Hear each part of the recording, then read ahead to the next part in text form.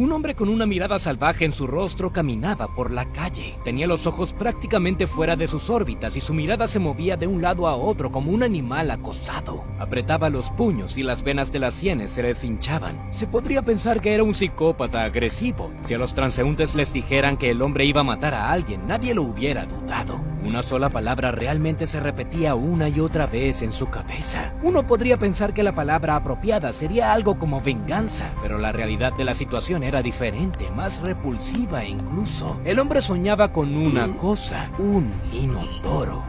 El estómago de este pobre hombre estaba tan revuelto que temía ensuciarse en medio de la calle. Moviendo cuidadosamente sus piernas, el hombre rezó para que la codiciada habitación apareciera cerca. Cuando ya había comenzado a observar los arbustos a lo largo de la acera, el ícono tan esperado apareció a la vuelta de la esquina.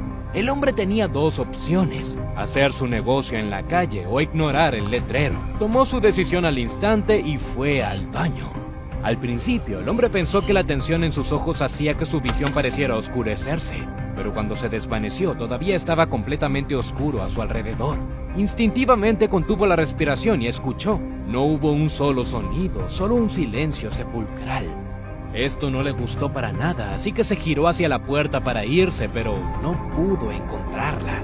Está bien, me inventé toda esta historia. Quería que la historia fuera tonta y divertida, pero con SCP-1918 esto ni siquiera es posible. Seguro que a estas alturas te preguntarás ¿qué tiene que ver el inodoro? Primero debo advertirte, este objeto es espeluznante e incomprensible, lo que lo hace aún más aterrador. Pero antes de comenzar a describir a SCP-1918, permíteme contarte sobre el lugar donde se encuentra actualmente. Esta estructura particular ha sido designada como SCP-1918-2. Todo junto se considera un objeto de Euclides. Fue descubierto por primera vez tras la desaparición de 4 trabajadores que bajaron por las alcantarillas. Para un pueblo en Maine con una población total de solo 226 personas, este es un evento bastante notable. Además, los residentes locales reportaron un sonido de traqueo de metal proveniente del subsuelo. Resulta que este pueblo contiene una de las entradas a la estructura anómala SCP-1918-2. Según los últimos datos, se han encontrado un total de 9 portales de este tipo. 5 de ellos están por debajo de las rejillas de alcantarillado. 3 más están en diferentes pozos de servicio y uno está en un baño. La estructura en sí está oculta en una profundidad de aproximadamente 66 pies bajo tierra, y las entradas descubiertas que conducen a ella están ubicadas a varias millas de distancia entre sí. Todas ellas están bajo el control de la fundación. Parte del sistema de alcantarillado donde se encuentran 3 de las entradas quedó aislado de los civiles. Los trabajadores de servicios públicos recibieron amnésicos y fueron reemplazados por personal de la fundación, y todas las demás entradas a SCP-1918-2 simplemente se rellenaron con concreto. El área por encima de esta estructura no está en absoluto dañada y es bastante plana en general. La estructura se puede detectar mediante estudios sísmicos. La estructura en sí que contiene a SCP-1918 consta de 9 habitaciones casi idénticas. Se colocan en 3 filas como las celdas de un cuaderno. Cada una de las habitaciones a su vez se divide en 2 perfectamente por la mitad. Estas secciones dentro de una habitación son absolutamente idénticas, por lo que solo se pueden distinguir con la ayuda de los números 1 y 2 que se muestran en el exterior. Al mismo tiempo, las 9 partes constituyentes de SCP-1918 están rodeadas por pasillos estrechos de aproximadamente 20 pulgadas de ancho. Es en estos pasillos donde se manifiesta la primera propiedad anómala del objeto. Hay una oscuridad impenetrable. Cualquier luz artificial es absorbida instantáneamente por alguna fuerza desconocida, por lo que solo se puede navegar por SCP-1918-2 al tacto. Las propiedades anómalas también se aplican a los sonidos. Estos se distorsionan o incluso son inaudibles por completo. Un eco de ellos puede aparecer después de 5 segundos, lo cual es técnicamente imposible en una habitación tan pequeña. SCP-1918-2 está inactivo o activo. En casos de este último, aparece SCP-1918. El objeto parece una varilla de metal con una punta de cabeza de plástico. Uno de los miembros del personal de clase D lo comparó con el juguete dispensador de caramelos de pez. El objeto se mueve a través de los pasillos de la estructura subterránea utilizando una fuerza anómala desconocida. Parece moverse a voluntad, o tal vez está programado para responder. A medida que se mueve, SCP-1918 se inclina ligeramente en la dirección deseada. La velocidad promedio de la anomalía es de aproximadamente 3 millas por hora. También se ha notado que nunca se levanta del piso, por por lo que el objeto deja un rastro claro detrás de él. Los científicos intentaron recuperar a SCP-1918 de su morada subterránea, pero el archivo señaló que todos los intentos fueron infructuosos. No se especificaron los detalles detrás de estas operaciones y las razones de su fracaso. Pareciera que esto se debe al hecho de que ambas partes del objeto, el palo de pez en movimiento y la estructura misma, son inseparables. Cuando las personas ingresen a SCP-1918-2, el sistema de SCP-1918-2 se activará. La persona entra en la sala central por el portal de entrada. Allí se encienden las luces y aparece SCP-1918, y luego comienza uno de los dos juegos. Sí, escuchaste bien. SCP-1918-2 es un patio de recreo, con un palo de renacuajo en movimiento que actúa como oponente y hace cumplir las reglas, excepto que el creador de la anomalía hizo que esta diversión fuera un poco retorcida. La elección del juego es automática, aunque no está muy claro con qué criterio se lleva a cabo. Cuando el palo aparece en la habitación, escribe en el suelo el nombre del juego, Tic-Tac-Toe o Memory. Cabe señalar que en ambos casos se cometieron errores ortográficos al escribir las palabras. Los eventos luego se desarrollan más dependiendo del escenario seleccionado. Si una persona intenta salir de la habitación antes de que el bastón de escritura termine de hacer la inscripción, el objeto entra en una especie de estado de reposo. En este caso, el jugador y todos los elementos que estaban con él en ese momento desaparecen sin dejar rastro. Cuando no se viola esta regla, comienza el juego, cuyo nombre fue escrito por SCP-1918. En el caso de Tic-Tac-Toe, el oponente anómalo comienza a colocar cruces en el suelo en cada habitación marcada con el número 1. De acuerdo con las reglas, el jugador debe adelantarse y poner un 0 en esta sala. Si una persona logra hacer esto, el palo oponente no puede dibujar su símbolo. De acuerdo, hay varios pero muy importantes. En primer lugar, a la persona no se le proporciona ninguna regla, solo el nombre mal escrito del juego. En segundo lugar, tampoco está claro con qué debería escribir exactamente. Se descubrió que las puertas aparecen al azar a los lados de cada habitación cuando están activas. Cada vez aparecen en diferentes lugares. Y aquí nuevamente no está claro si el jugador simplemente debe adelantarse al palo y escribir ceros en las 3 habitaciones más rápido que él, o si los movimientos se hacen por turnos. Pero por lo que es comprensible con seguridad es que la Fundación tuvo que realizar muchos experimentos para recopilar toda esta información.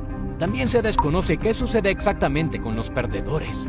Si aún no tienes miedo, entonces escucha cómo se juega el juego de memoria en esta situación. Una persona recibe un golpe en la cabeza cuando sale de la sala central. Se cree que están aturdidos por SCP-1918. El jugador pierde el conocimiento y se despierta en otra habitación. Para ganar, se necesita dibujar un 0 en una habitación idéntica a la que estaba originalmente. Aquí todo es exactamente igual que en la primera versión. No está claro qué debe dibujar ni cómo averiguar las reglas del juego. Además, SCP-1918 comienza a perseguir al jugador, ya sea para apresurarlo o para hacer cumplir las reglas. Se encontró que en este escenario no se debe ingresar a las habitaciones marcadas con el número 2, de lo contrario, el objeto entra inmediatamente en su estado de latencia.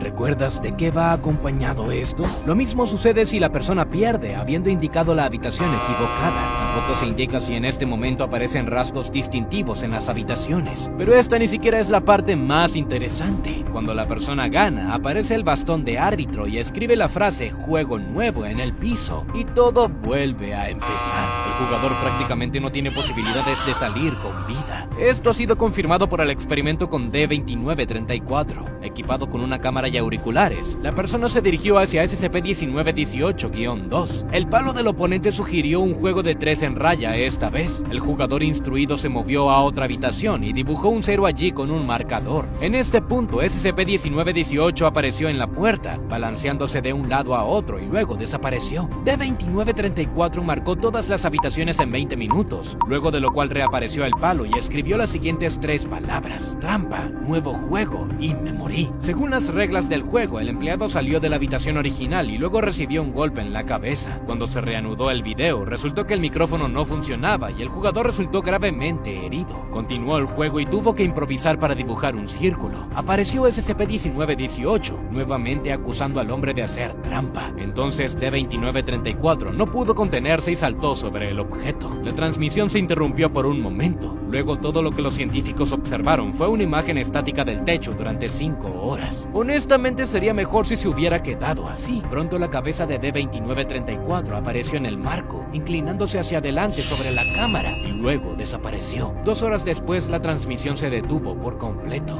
Aparentemente, SCP-1918 fue creado por alguien estúpido, como lo demuestran los errores en los nombres de los juegos, o por alguien claramente inadecuado. En general, parece que su creador es aún menos versado en personas y estos juegos primitivos que en anomalías. ¿Qué opinas? ¿Quién podría haber creado un juego de muerte tan terrible y por qué? Nos vemos.